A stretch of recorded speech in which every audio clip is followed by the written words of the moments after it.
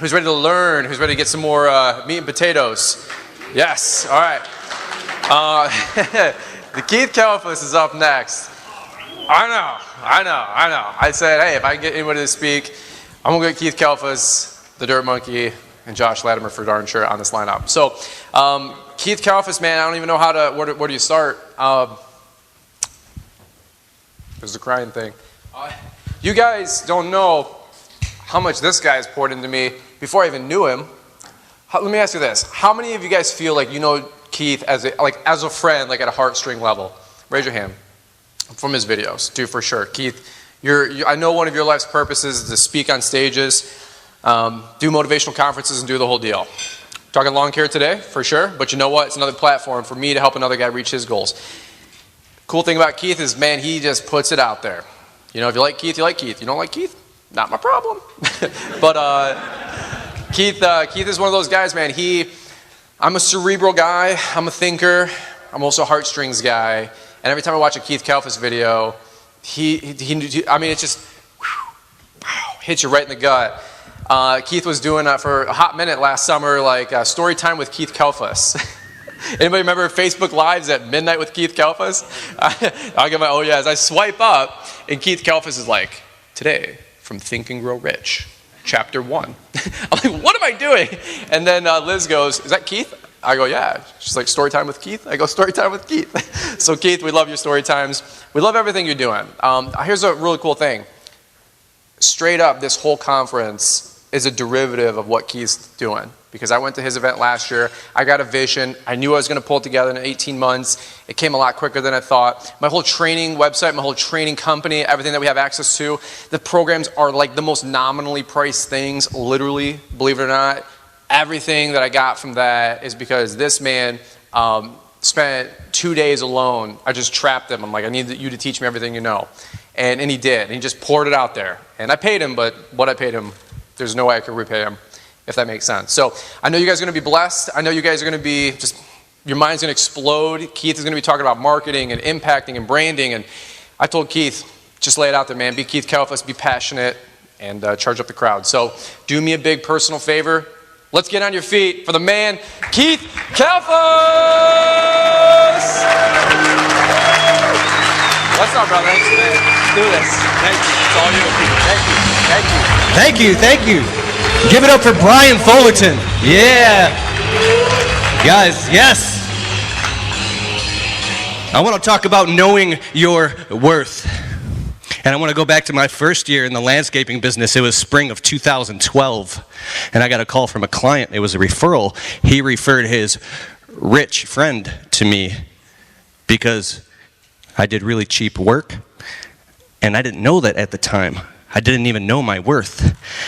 And so I show up at this property. It looks like this old abandoned mansion. And there's like weeds up to here. Everything is filthy. The windows are dirty. We do window cleaning. We do landscape maintenance, and I'm so excited, my heart is pounding, and I was there just to do a quote for window cleaning. So I call up this client. He was a rich plastic surgeon, and he wasn't there. And I'm walking around this huge house. It's like 8,000 square feet. It's like $1,000, $1,200 window cleaning job. I'm like, I'll do all your windows for like, I could save you some money. I'll do it for like $200. And he's on the phone. He's this Greek guy. He's like, do it. And I'm like, oh, I didn't send you an invoice yet. I didn't know what I was getting myself into. So then I'm like, I do landscaping too. Like your whole property, like what's going on here? This place looks abandoned. Like I can pull the weeds, I can trim some stuff. How much? I'm like, I walk around the property. Now there's easily, I'm not kidding you, like 20 grand in work. Massive property, goes down to a forest. I'm just looking at the stuff around the house, right? I was scared out of my wits just getting started. I didn't know what I was getting myself into, and I didn't know my worth. So I walk around, and I'm like, well, I can trim the bushes and pull some weeds for like $200. He goes, do it. I'm like, dude, I didn't even send you an invoice yet. What's going on here? But I was so excited. My heart was pounding because now I was getting work. When you're scared and your bills are due, when you have an eviction notice and you don't have anybody to help you, I didn't have the YouTube stuff back then like we do now, and I'm angry at that because all those years spent. But anyways, I show up to his property literally that Wednesday. He's like putting the pressure on me. So I'm so happy. We're trimming the bushes and pulling the weeds or cleaning the windows. And I literally wasn't even charging enough for taxes or insurance or anything like that. I was charging $15 an hour. So after that, I was like making like $5 an hour. And then I meet the guy. Like, this guy's, I find out that over the next year that the guy's actually a billionaire. And he's standing over me. And I'm so happy giving him an invoice. And he looks at this little tiny weed out past the driveway, straight up by the mailbox. He goes, "What the hell is that?" I was like, oh, nothing. Like, and so I give him an invoice for $400, and he pulls out a fat wad of like 20 grand. He always had like 20 grand on him. And then his garage opens up, and he's got a Bentley and a Ferrari. And now I'm like nervous because I grew up poor on welfare, like straight up. We lived in the hood. We didn't hire, I didn't even know this stuff existed, right? And he pulled out a stack, and my heart started beating, and he gives me like $300. I said, well, it was $400. He goes, what did you even do? You didn't even do anything. What's going on here? And now I had to like justify what I did and explain it to him, and I'm nervous. And what did I do?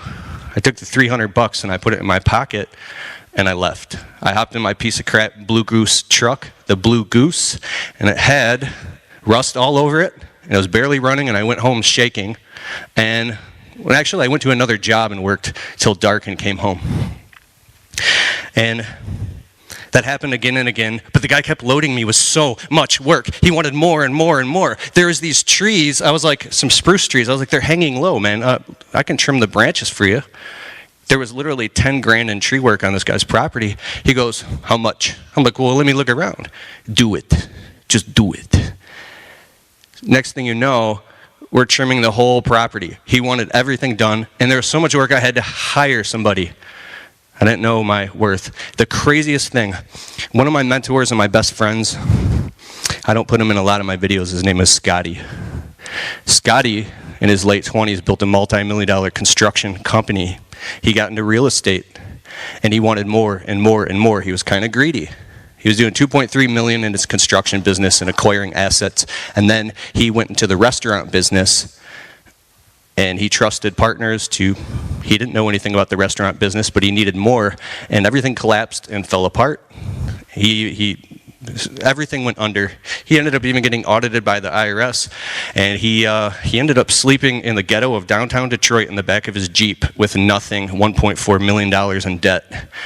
And how we became friends is a whole nother story, but he called me up wanting to work for me. And I was a scared kid running around, not knowing my worth. And he wanted like $15 an hour. It's like, dude, I can only pay you like 10 cash. He said, dude, I need at least 15. So now we're working side by side, and this guy who was a millionaire is working for me, and he's teaching me about business as I am literally scared out of my mind, not knowing my worth, working on this guy's property. And we're shoveling rocks one night, and he says to me, he goes, bro, we've been working till 8 and 9 p.m. till dark every single day. I need to go home and see my family. I'm like, what do you mean we got to get this job done? I'm like, in my head, if I worked more hours, I would make more money. I didn't understand thinking in terms of projects and thinking in terms of profitability. To me, it was hourly because I was still technician-minded, like an employee, not knowing anything about a business. So he goes, dude, you have to have, and that's the first rule of today, hours of operation. By implementing these simple little systems and structures into your business and building boundaries, you can build a healthier business. I said, I can't get off work at 6 p.m. So you know what I did? I let him off work at 6 p.m. and then I hired other guys for cash, and I had them come out and work till dark. I was working 90 hours a week, literally coming home at night like a skeleton, just driving with bags under my eyes and getting in fights with my wife. Our marriage was on the rocks, and I didn't see a way out, because when something's so real to you and you're going through it, I mean, that's the reality. And I needed that client. That client kept giving me so much work. So I said, the only way to do this is I'm going to have to raise the price so we can get off work at 6. I was so scared, and I raised the prices 10% on all my clients, right?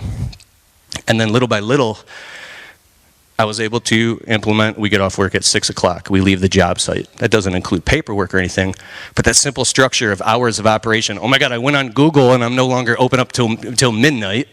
I'm closed at 6. I'm closed on Sundays. This took a couple years. Hours of operation are very important because what happened was now my employees were showing up to work and they weren't burned out. They could actually function. We were pacing, right? So you got to have hours of operation in your business. Now, the next week I'm working and Scotty and I, we're out in our hands and knees and we're installing these granite slabs, building steps and doing construction. I didn't know what I was doing. I was just trusting him. And he's like, how much did you charge this rich client, right? I'm like, oh, like $1,200 for this whole job? He goes, are you kidding me? This is like $7,000 easy. How are you even making any money? I'm like, I'm not. I'm terrified. And I'm actually doing jobs on the weekends and on the side to make money to pay my bills when I'm working for this client for free. I didn't know my worth. I didn't know my worth. It doesn't matter how hard you work or what you do, or you can run around in circles chasing your tail, but if you don't know your worth, it's never going to happen. Nothing is going to change. And I overheard one time that this client referred to me as a kid. A kid. And I really thought about that. It hurt me. I was mad. I was angry because there was truth in it. And I said, oh my God, I do. I perceive myself as a kid. And I act like a kid in his presence. And I started going to work on that and perceiving myself as a man and a man of business who stands his ground. And it was a long, long time. But anyways, back to Scotty and I were digging. He's like, wait a second. You're only charging that much? Are you paying taxes? I'm like, taxes? No. I'm cashing checks into my personal account. I can't afford to pay taxes. He's like, dude, if you don't pay taxes, the IRS will take everything that you have, bro. Like, you don't understand. I'm like, I can't. I literally can't afford to pay them. I would go into this like victim cycle because I didn't see a way out. He told me about the 30% rule, which is the next thing I want you to write down.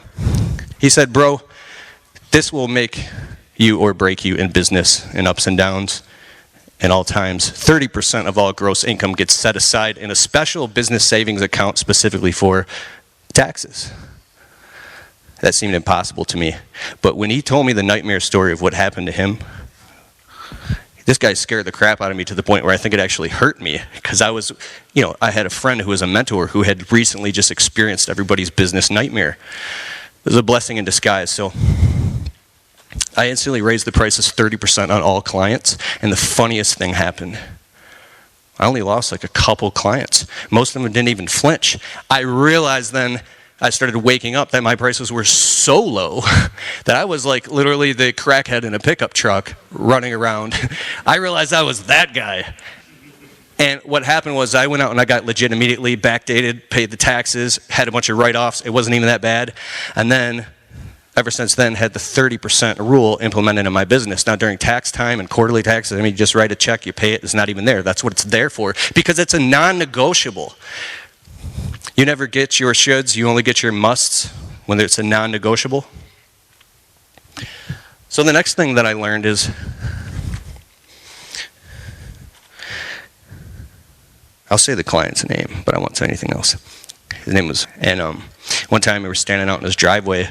I'm like, dude, that watch is insane. I'm like, he goes, how much you think this watch cost? I'm like, I don't know, like $6,000. He's like, 500,000. I'm like, get out of here. He showed me the receipt. It was $500,000. I'm like, why would you spend 500,000 on the watch? He's like, because this is exclusive. You cannot get this watch. I was like, okay.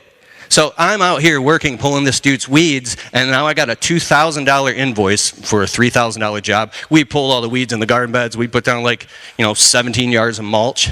And now I'm having pep talks. I'm thinking about this. I'm calling my other friends that are business owners. I'm learning what my worth is. And I'm like, dude, I know when I go to collect the invoice, he's going to talk me down. I just know it. I know it. And I was so afraid of this dude, because when you need money and you're in neediness, you might violate your life's code and just take whatever is given to you. So I did the pep talk. I stood in front of him. I gave him the invoice for $2,000. And I maintained my composure this time. I was no longer a kid. He pulls a stack out of his pocket, $20,000, and he says, looks at the invoice. He goes, gives me $1,500. I go, it's $2,000. He goes, no, $1,500. Take it and go. I go, no, it's $2,000. We did this, we did this, we did this, we did this. I have all the line items right here. This is exactly what we did. We agreed on $2,000. I need to get paid $2,000 right now.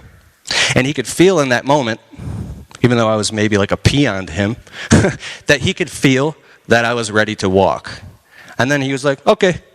He peeled off $2,000 and gave me $2,000 cash. I put it in my pocket and I maintained my composure. And I was like, what up, though?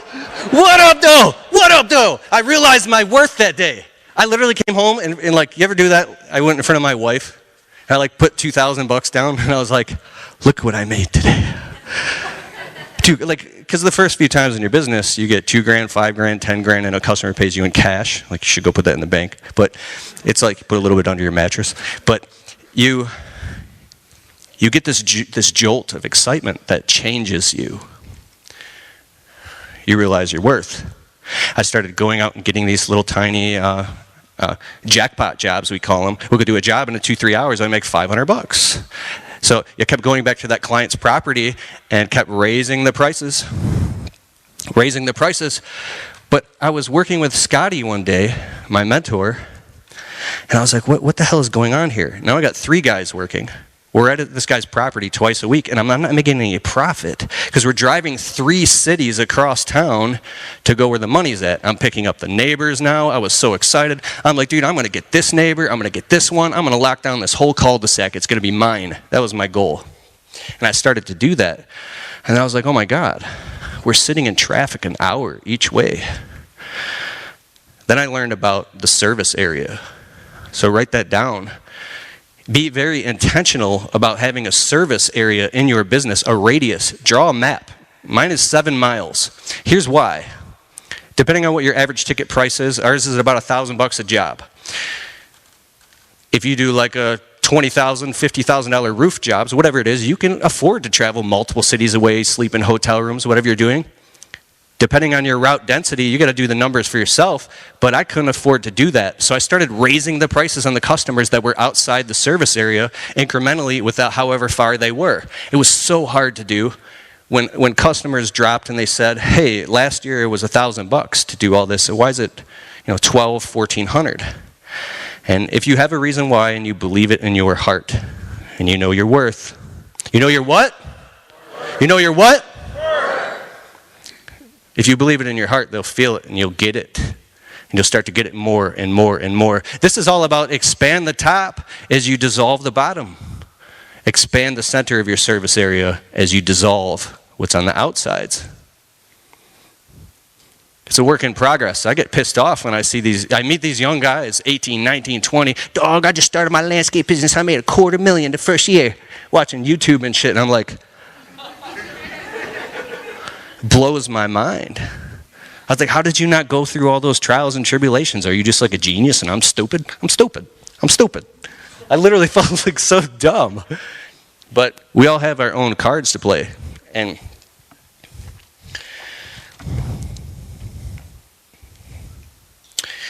realizing your worth is the most important thing. I want to check my notes here. And my time. How much time do I got? 10? Nice.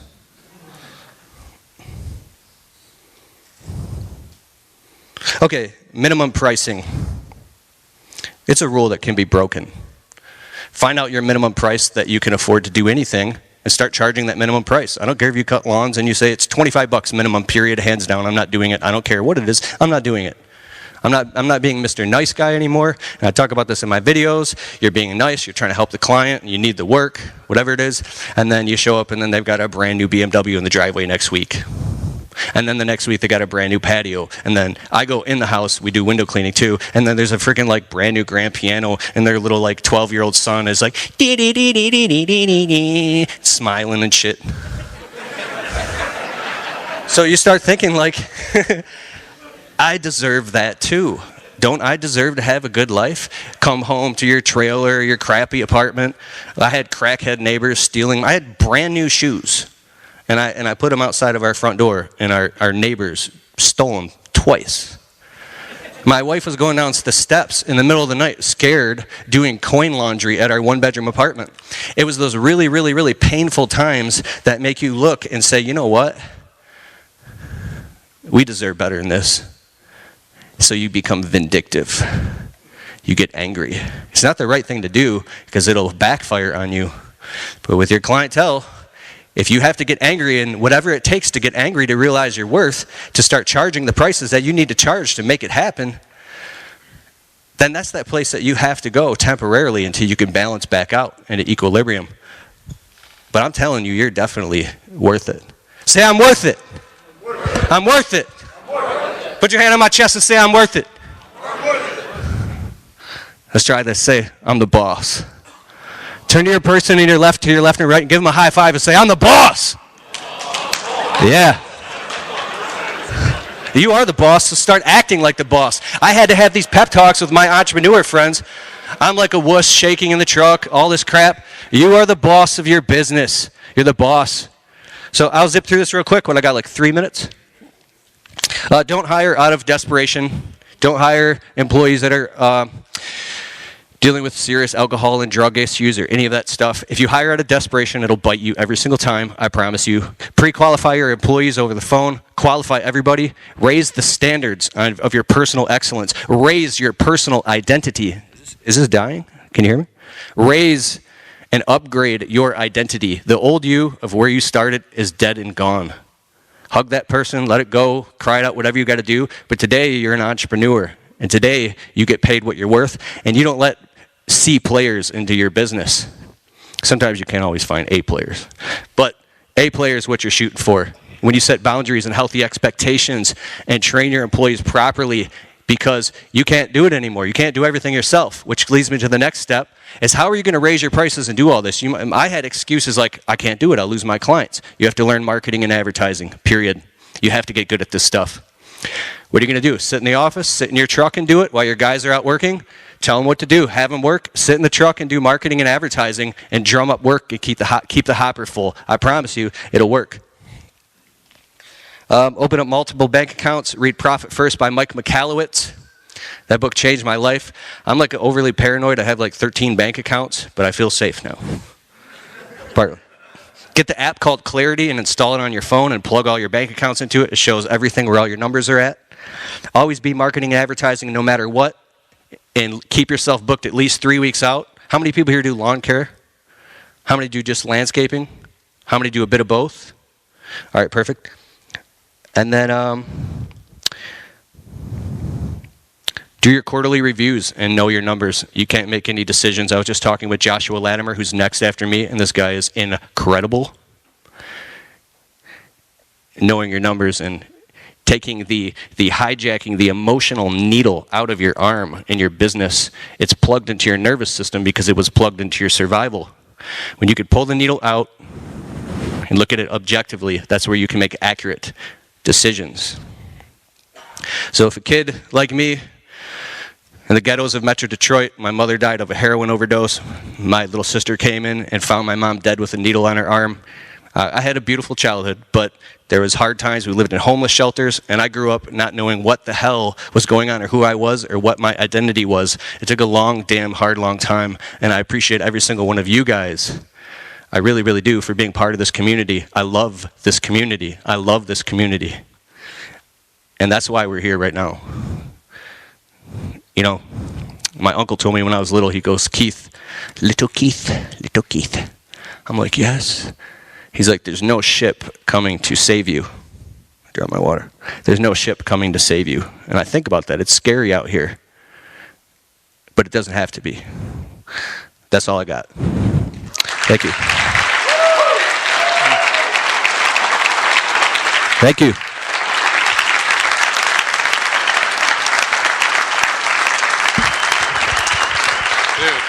Dude, you're a man.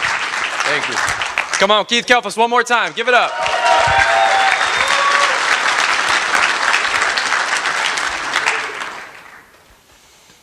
Oh, that was good stuff, Keith. Appreciate you big time. I'm not going to add to it, but actually I did want to say something. There's a quote, a poem, I should say, back in the day that I read, and it really stuck with me. It was, I bargained with life for a penny, and life would pay no more. However, I counted my blessings when I closed my scanty store. For life is a just employer, pays you what you ask.